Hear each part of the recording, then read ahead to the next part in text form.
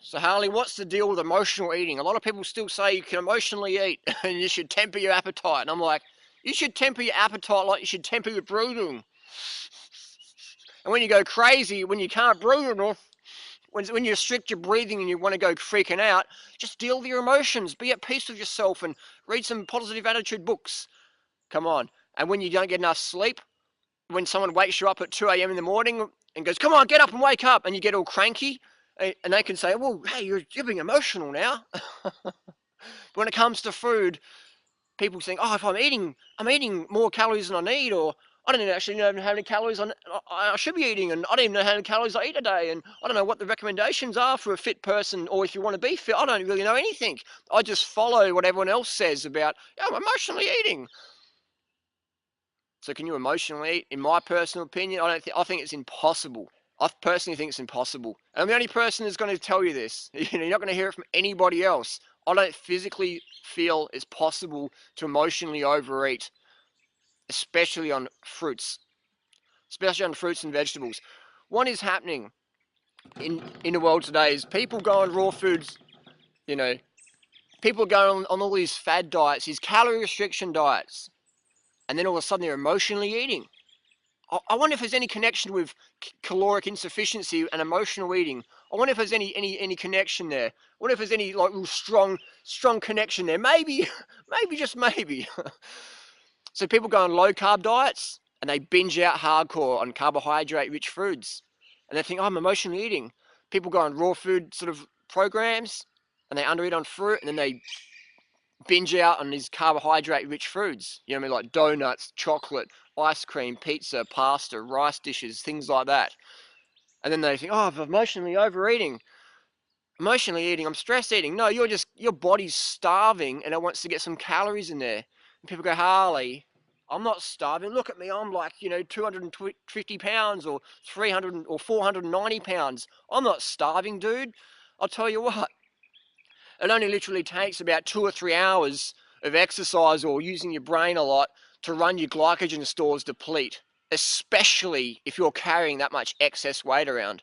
Me, I'm about 65 kilos. So if I was 200 kilos, if I put on a 140 kilo backpack and went to walk around, my glycogen stores would run out very quickly. Why? Because I'm carrying extra weight around. So when people who are overweight are trying to eat for like thin people, and they've got family and kids and businesses and passions and things they're dealing with, and they're trying to eat less, you're gonna be eating eventually. And you'll be so starved and so stressed when you finally eat, you'll be emotional, and then you're eating at the same time, and you think it's emotional eating. All it is you are hungry. Your body is starved of carbohydrates. It doesn't matter if it's rice or fruit or pasta or corn or barley or whatever. Your body's starved of carbohydrates. And when you starve your body of carbohydrates, you'll be eating them sooner or later, which is a good thing because your body's in survival mode. So how about we just stop getting to that stressed out position and eat a carbohydrate rich diet all the time, every day, every meal. Carbs, carbs, carbs. Fruit's the best, obviously, most nutrient dense per calorie. If you don't want to eat fruit, if you can't get fruit, have your other carbohydrates you like: rice, pasta, corn, barley, things like that. And I'm not talking about donuts or ice cream, which are fatty carbohydrate foods. What does that mean? With ice cream, donuts, pizzas, things like that, the fatty ones, or at least 50% of the calories are coming from fat. So you're eating the carbohydrates, you get a lot of fat. The fat stores in your body really quickly, and you start feeling crap. So when we're going to eat carbohydrate foods, we want low fat, high carb, fruit being the best. Does that make sense? And if you can't get fruit, still get your carbs in. The worst thing you can do is go on a raw food program and go, I'm going to be raw foodist and I'm just going to eat fruit. And if I can't stay any fruit, I'll still stay raw and I'll eat nuts. And I've done that myself, did that for a long time. I'd be like, and my exercise levels and my energy was just sort of up and down. You know what I mean? Because a lot of nuts is just going to fat you out, sludge up your lymphatic system, slow you down, and slow up your digestion. So carbs are key. You're better off eating rice and corn and other carbohydrate foods. If you can't get enough fruit, than trying to fill up on nuts. Don't eat fat to get your carbohydrates. It's not going to work. You know what I mean? It's not going to work. So if you want carbs, eat carbs. Doesn't make sense to eat fat when your body needs carbs. Otherwise, you're just setting yourself up for a real freak show. And if you look in the raw food world, man, there is some emotional freak shows out there Not because that's what they like normally, but just because that's what diet they're on. They're on this carbohydrate restriction diet, and they're trying to make all these fatty raw foods that mimic low-fat, high-carb cooked foods. And so eating all these fatty, greasy pastas that are raw vegan, when they're better off actually having a low-fat, maybe gluten-free, vegan pasta versus some high-fat, low-carb. They should be having the high-carb, low-fat. So they're having this high-fat thing because their body's craving carbohydrates. So they just think it's emotional bullshit, which is crazy. So they're having this high-fat meal, not getting any carbohydrates, any sufficiency there, and they're still freaking out emotionally. And they think, oh, I need to do some fasting now. I need to fast. I need to do some cleansing and some purification and some landmark forum courses, or I'll go listen to more Tony Robbins stuff, or spend 10 grand, do a seminar. No, you don't. All that stuff's good as well. You got to get carved up first, man. There's no point doing, mental work if you're carb deprived. It's like going into a maths exam when you're in high school or college when you're undercarbed in the head. All your professors and teachers say, bring your glucose tablets or your candy bars or your fruit, or make sure you've got lots of carbohydrates so your brain can think. You don't walk into an exam undercarbed. Don't do emotional work when you're undercarbed. Don't do emotional work when you're fasting, because you're not lucid, man. Look at people who do long fasts. I've been there, helped supervise a couple of long-term fasts, and people go a bit nuts because you're on ketones. You're not thinking straight. You run out of carbs. You're on ketones, and you're almost half drunk. So can you emotionally overeat? Can you emotionally eat? I 100% believe you cannot. All I'm seeing, and some people, oh, that's a big claim, mate. What are you basing that on? I'm basing that on, I've never seen it before. I've never seen someone get enough carbohydrates, at least 10 grams of carbs per kilo per day for, at least a few weeks. Get the sleep and get the water, so everything's working great. The body can absorb the carbohydrates, the glycogen stores are up. I've never seen someone do that and they have this emotional eating issue going on. Interesting, isn't it? You know what I mean? So my question is, why aren't people promoting this? I don't know. Why aren't people saying this? I don't know. That's a good question. I'm absolutely clueless. I think a lot of people would just condition at some level, even some raw food gurus out there, or health food teachers out there, condition at some level you can overeat. You know what I mean? But people say, Harley, if you overeat, you get fat. And I'm like, well, I overeat every meal, and look how fat I am. You know what I mean? Look how fat I am. You know what I mean? It's like, look at all that fat. Look at all that fat dripping off me. And I've had this mentality for a long time now. I strongly believe you cannot overeat. You cannot stress eat. You are just hungry. When your glycogen's low, you get more stressed. When you haven't had enough water, you get more stressed. When you haven't had enough sleep, you get more stressed. So drink more water, get more sleep, and eat more carbohydrates. If you want to eat food, eat it. Just eat the best stuff. You know what I mean? When you're hungry, your standards drop, and then you eat shit you regret and go, oh, I'm emotionally eating. No, you were so hungry that you ate shit. You ate crap. So eat the best stuff. Fruit's number one. If you can't get enough fruit, whole food carbohydrate sources. Keep it vegan, keep it plant-based, low fat, high carb, low sodium. So it's a whole emotional eating thing. I think probably the worst thing you can believe is that you can emotionally eat. That's probably the most insidious, self-destructing, limiting belief I can think of, is that you can overeat and you should always be eating less and temper your appetite. I think that's the worst thing you can believe out of anything. Why? Because when you believe that, you're constantly feeling that guilt trip, that like, oh my God, I'm just like some sort of failure. You know what I mean? I'm some sort of failure, so I should be eating less. So that's one of the worst things I can think. That's the worst thing you can believe, is I can emotionally eat, I'm overeating. Because then you undereat, and then your life quality goes downhill. People go, Harley, I know people who don't eat too much and they're doing all right. Yeah, they're binging behind the curtains, man. They're eating stuff that they're not proud of behind the curtains. And why? Because they're trying to calorie restrict. They're trying to calorie restrict. And when you do that, you get hungry, man. And when you try and be fit, or look after your family, or run a business, or to be passionate, you need a lot more glycogen. If you're overweight and you're carrying that around all day, you need a lot more glycogen. And undereating, it's not going to serve you anything. If you're an athlete, you're going to be dependent on drugs and stimulants and constantly that yo-yo. I'll see so many athletes who they undereat and then just collapse out of their sport, and you never see them again. Or when you do see them, they're 50 kilos overweight or 50 pounds overweight, and they're just hating life. And they think that they're weak. They think they're undisciplined, but no, they just did the wrong things. They didn't put enough fuel in the tank to support their lifestyle. These people are some of the most disciplined people I know. More disciplined than me. I'm not disciplined at all. I'm all about strategies. I like making things easy because I'm lazy. I like sitting back and just letting it all pan out. You won't see me putting a watermelon seed in concrete. I'm going to put that watermelon seed in the ground because I want it to be easy. I'm going to eat enough food so this lifestyle is easy. I'm going to give them enough sleep so this lifestyle is easy. I'm going to get enough water so I stay hydrated. I'm into easy things. And then make it hard if you want. But don't make it harder than it has to be. You know what I mean? Life can be hard enough. Why make it harder? I'm into the good stuff, man. They're having the fun.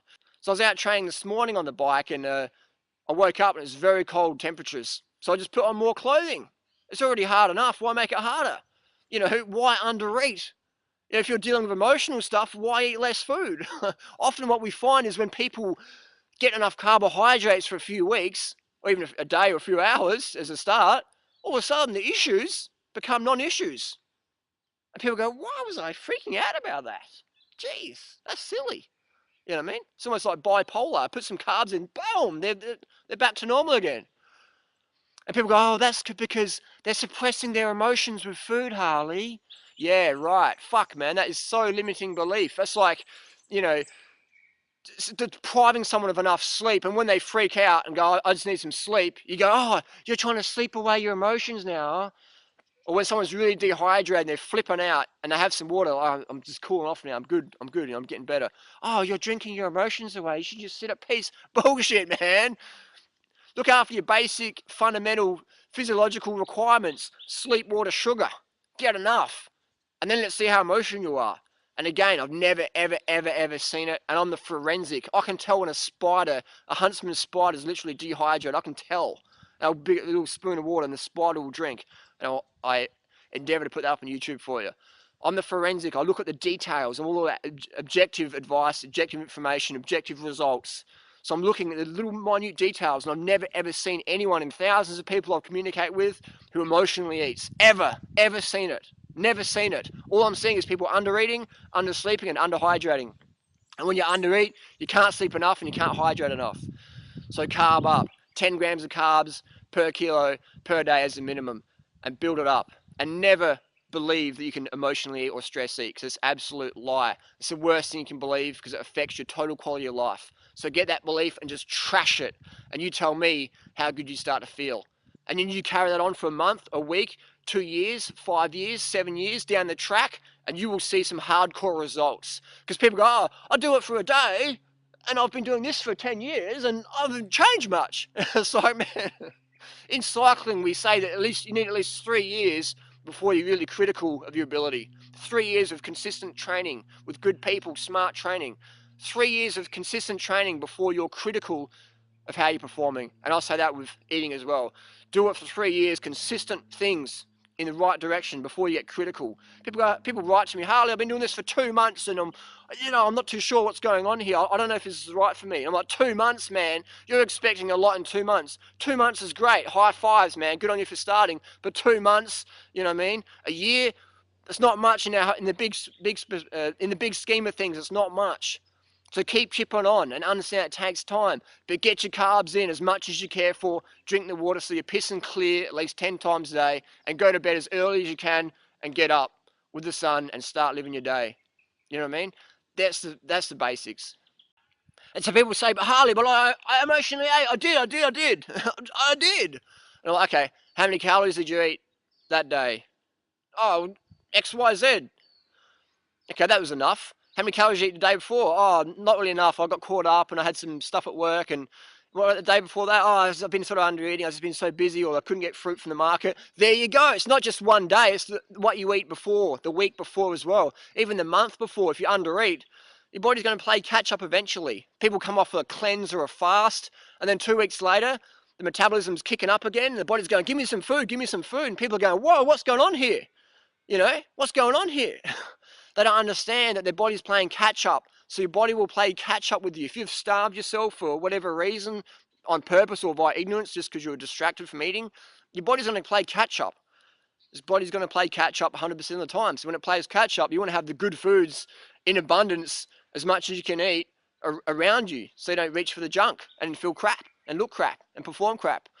You know what I mean? And then there's the other group of people who go, oh, You know, I emotionally eat all the time. Like, well, how many calories a day you get? How many grams of carbs you get a day? I don't count that stuff. I just go by feel. And I'm like, there you go. That's your problem. You go by feel. You go by your emotional bullshit feel. You go by your limiting beliefs that restrict you from living the life you can. You go by restricted beliefs that prevent you from being who you can be. And that's what you go by when you go by feel. You know what I mean? So it's going by feel is good if you're experienced down the track. But if you're experienced but if you're following your limiting beliefs, that's what you're going to experience. So going by feel is very dangerous at the start. You got to go by objective guidelines to help break apart that emotional bullshit that we're all programmed with on a daily basis. You should eat less. You should eat less. You should eat less. Carbohydrates are the devil. Carbohydrates are the devil. All the raw food gurus out there. Sweet fruit's the devil. You know, you shouldn't be eating sweet fruit. All this bullshit that's getting programmed into your brain. So like, when you go by feel, you got all these hucksters and snake oil gurus and, you know, wishy-washy wackos telling you all this stuff, subliminally programming you. So when you follow that, you're going to go downhill. So going by feel can be very dangerous at the start. So go by objective guidelines. It's like on a compass. You know, you don't go into the desert and go, I'm just, my essence and intuition is saying go that way and the omen's over there. Whatever. Use a fucking compass so you know, okay, yep, that way's good. You know what I mean? That's where I've got to go. I want to go north. The compass is saying north. There we go. I need to get enough calories. Go to that direction. Okay, this is what we've got to do. Versus going by feel and being airy-fairy, flaky, wishy-washy, whatever. Go by objective guidelines, objective information. You know? And people say, oh, no. But when you pay these people for their programs, they're objective about how much money they've got to take from you. They're fucking objective. You know what I mean? They're objective about that. But when their guidelines they give you, I just go by feel and, you know, yes, you know, whatever. When you're giving them money, they're like counting it, boom, boom, boom. Yeah, that's enough. Oh, no, that's not enough. Give me some more.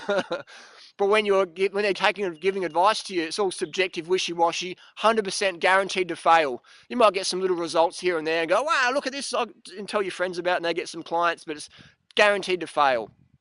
Emotional eating, impossible. Get enough calories. So don't just do it fucking better. Thanks for watching, and really think about this a lot and take action on it. Because you can think about stuff and know stuff, but if you don't take action, it's all for nothing. Thanks for watching.